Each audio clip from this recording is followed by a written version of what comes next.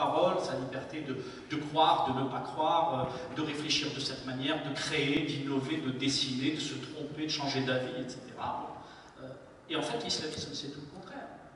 Donc, effectivement, l'une des anomalies, et notamment s'agissant de la gauche française, parce que là, on arrive aujourd'hui, d'une partie de cette gauche qui se complaît à tout le moins, qui s'accommode à tout le moins de la pensée islamiste, est une anomalie en soi, incontestablement. Est une anomalie parce que nous avons face à nous un système qui est anti-laïque, parce que les frères musulmans, mais pas seulement, les salafistes, etc., considèrent d'un point de vue, je dirais, doctrinal, que la laïcité, qui veut dire la séparation du temporel et du spirituel, comme vous le savez,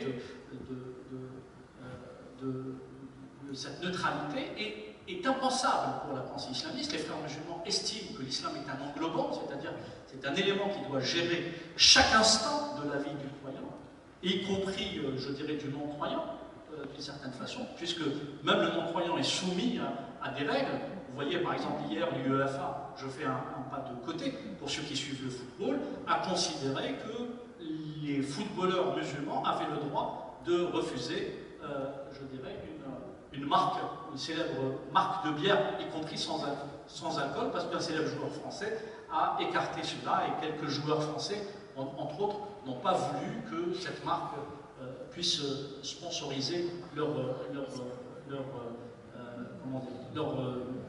conférence de presse. Mais ça donne un aperçu sur la chose.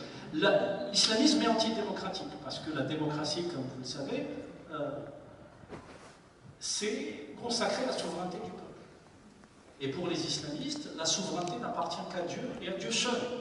Par conséquent, toute personne qui considère qu'il y a une souveraineté à donner au peuple ou à un législateur qui va légiférer en dehors d'Allah, comme ils disent, est quelque chose qui est d'une gravité extrême, c'est de l'association. C'est-à-dire, c'est faire en sorte à ce que l'individu soit au niveau du divin. Donc c'est quelque chose qui est un non-sens total.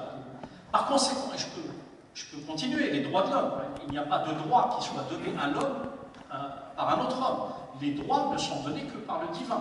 Donc, tous ces éléments-là sont quand même consubstantiels de la pensée islamiste et sont contraires, antagonistes avec ce que prétend porter, je dirais, la gauche. Donc, je m'arrêterai là pour l'instant.